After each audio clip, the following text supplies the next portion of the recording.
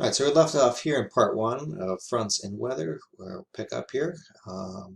Again, we see the circulation going counterclockwise around the low. I don't think I said it where we left off, but this is the typical pattern that we see is from the low extending out towards the east, a warm front, and more towards the south, a cold front. Now, we don't have the rest of the data on here, but that's where the weather station models come in. They will let us know exactly where these fronts go. And so we'll look at the weather station models in a moment and see how we can figure out where these fronts go out of as they extend out of the low. All right, so here's another picture. Again, this is a very common pattern to see in this region. That's why I'm focused on the warm front and the cold front. Again, the cold front extending sort of out of the south and the warm front off to the east. You can see that we have warm air behind the warm front and some precipitation in front of the warm front. So we can start to now predict where we're going to see precipitation, and we can start to predict weather changes, right? And so this condition in front of the warm front, that warm air hasn't passed yet. So let's just say location B here. As this front passes, B, the temperature at B is going to warm up. Right? Before that, we might get some precipitation. Now, this type of precipitation in front of the warm front tends to be a sort of a mild soaking rain, as opposed to the precipitation behind the cold front, which tends to be more significant thunderstorm kind of events, hail, those kinds of things. Right. So A, we would expect lower temperatures at A. The cold front has already passed, so we see that indicated by the darker blue arrows. Again, if we connect all these arrows together, we see the spiraling of wind going counterclockwise around the low. And here's our isobars. All right, so now here we have a bunch of weather station models, sort of abbreviated to show wind direction and wind speed. Again, we can connect all this together to see if the wind is moving around the low counterclockwise. All right, again, very common picture that we see, low with a warm front out to the east and a cold front more to the south. All right, so here's a quick question for you to think about. The red symbols indicates, right, that will be our warm fronts, and the blue symbols indicate the cold fronts, so that would be D. All right, so I'm going to jump, this is page 68, I'm going to jump into paint here so I can, if I can find it on my bar here at the bottom. Did I close it? Let me pause for a second and find it. Okay, so here's the map that you have on page 68. The first thing that I'm going to do is look at all these weather station models and try to locate the lowest atmospheric pressure. All right, so identify where that is, and then I'm just going to come up here and put an L, because it is 1002.4, if you can make that out. So that is our low there. Whoops, I got the wrong icon on here. Let's do that. We're going to put an L there for low. All right, now I'm going to do something that you don't necessarily need to do, but I think it helps to illustrate the point. What I'm going to look for are really two things to figure out where the warm front extends out of the low and where the cold front extends. All right. I'm looking for the temperature difference because I know they're going to be different on different sides of the front, but I'm also looking at the wind direction. So I'm just going to use some random colors here. I'll use orange just to highlight the wind direction. Note that all of these ones have wind coming out of the east, even this one over here and this one here. Then I'm going to switch to green and highlight all of the wind directions coming more from the south. I don't need to do them all, but just enough to highlight that there's a split. See that split right there? That's where our front is. It's splitting where the wind direction changes from one direction to the other. All right, if I want to verify that that's indeed the warm front, then I can look to the temperatures. The temperatures should be warmer behind the warm front as opposed to in front of the warm front. So the temperatures up in this region are 39, 46, 45, 54.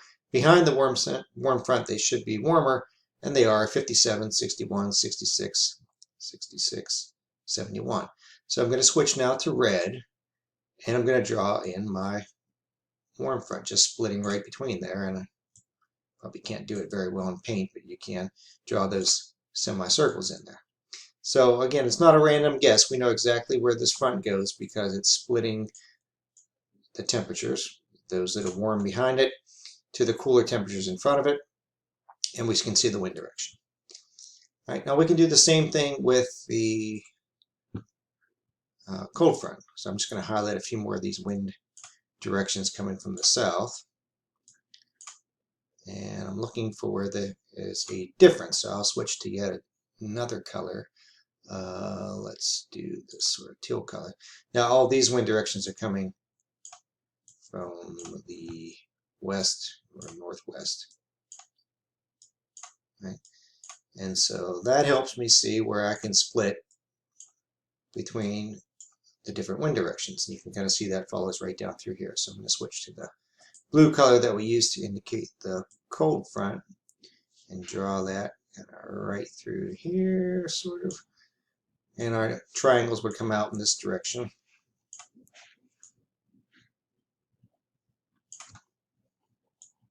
And so on. Whoop.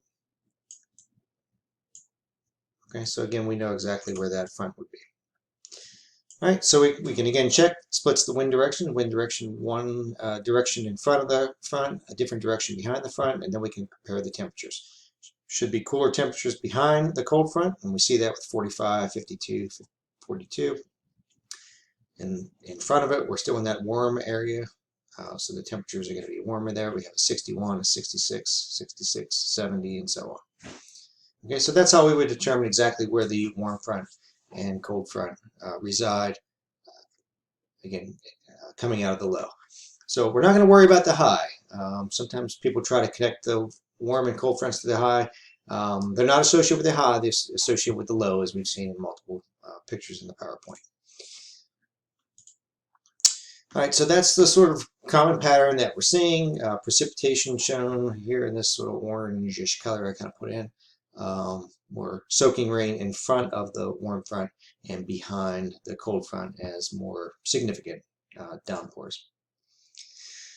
All right, now this brings in different cloud cover. I'm not going to go too much into cloud cover. A lot of people like to have students look at clouds, and I don't think there's anything wrong with that. I think that sometimes we ask students to look at a picture and tell us exactly what kind of cloud that is, and that can be a challenge. So for that reason, I tend to not focus on clouds. The other reason I don't focus on clouds is it's a very short-term thing. If we're looking at clouds, we're looking at changes in weather that are going to happen in minutes rather than 2 or 3 days from now.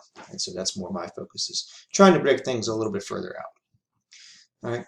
So this starts to show what happens when these fronts collide, cool air colliding with warm air in this warm front, and the kinds of clouds that are associated with those fronts.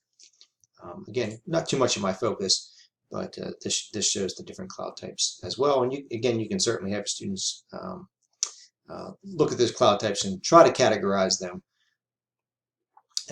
But here, as you can see, it literally is putting them into boxes. So as you know, I'm not a fan of doing that. So I'm going to skip on to, again, looking at these collisions between different air masses to have different cold fronts and warm fronts, and the clouds associated with them, and why we see the rain either in front of or behind the front.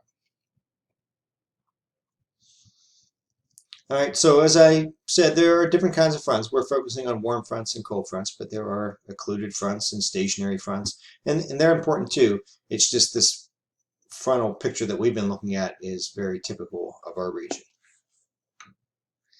I'm going to skip through that for a minute. So here's a pretty typical pattern for our region. So we have our low, we have the cold front coming out to the south, and the warm front more off to the east. So that's a very typical pattern, and for that reason, I've shown it multiple times, and you'll see it multiple times. And so that's why I'm focusing on that. So here are some from a previous semester that I've used, but you can again see that very typical pattern that we have coming through our region. All right, so weather fronts we can use to forecast weather, and I think we can do that a couple of days out. And again, I think your students can do that. A little hard to read here, but in the green color we have A, B, C, and D, and so we can use those as different locations and try to predict what will happen, in this case, to temperature at B over the next few hours. So I'll give you a moment to make a prediction, and I'll tell you the answer. All right, so hopefully you picked B. It will get warmer, right? So the warm air is currently behind the warm front. The warm front is moving off in that direction, and so B is going to warm up. What will happen to C? I'll give you a moment to read through all those. All right, so what's going to happen to C? This cold front is going to come through, and so it's going to get colder. That rules out C and D, and we know that behind the cold front there is a chance for severe precipitation. So A, it's going to get colder as this cold front moves into C, and there's a chance for more severe precipitation. All right, normally here I draw a different picture. I'll probably just post this picture up. I don't know how to draw it. Well, you know what? Let me just jump into Word, or I'm sorry, Paint here, and see if I can give it a shot. Yeah, let's try to do it together. We'll do it here. Normally what I try to draw is the curvature of the Earth. This is definitely not the scale. Draw a happy little sun up here. And we'll draw some clouds in here. All right, so obviously some of the sun's rays hit the clouds and are deflected. That doesn't help us. But some of the sun's rays make it to the Earth, and this can't make it there. So what we end up with is really this unequal heating, where it's going to be warmer over here, warmer, and cooler over here.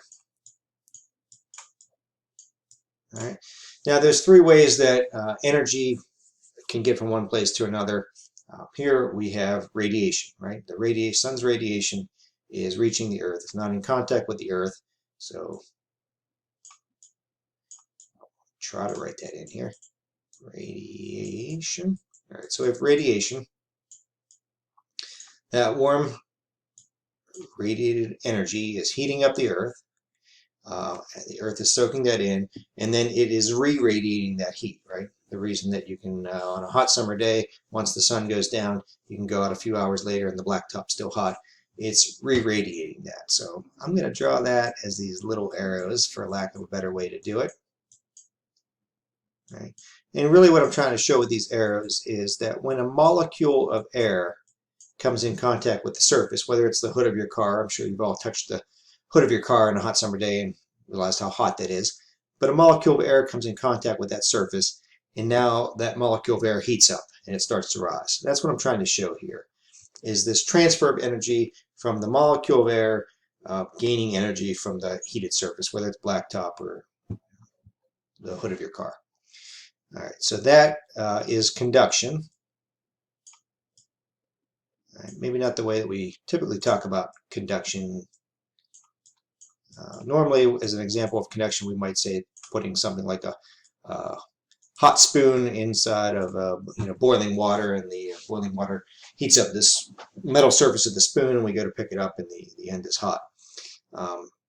That's typically what we say when conduction is. But here I'm talking about transfer of energy, that heated surface to the molecules of air. So the air starts to rise, right? It rises, it cools, and it sinks back down. And by now we know that that is the third type of energy transfer. That is the convection current.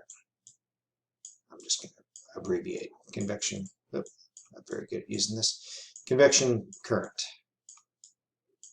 Okay, so that convection current is showing that, although not the scale here, that air is moving from regions that are cooler to regions that are warmer. So the wind direction is in this direction, wind. Right. So wind generally moving from where it's cooler to warmer. So why do I say all that? Really, if we had to put why we have weather on Earth into two words, we have it right here. Unequal heating. Unequal, boy, I can't write very well with this at all. Heating. I should just say it and stop writing. All right, unequal heating, there it is. Unequal heating. So why do we have weather on our planet? This picture shows it. Unequal heating of the Earth. All right, so that'll do it for fronts and weather. I'll see y'all next week on Tuesday.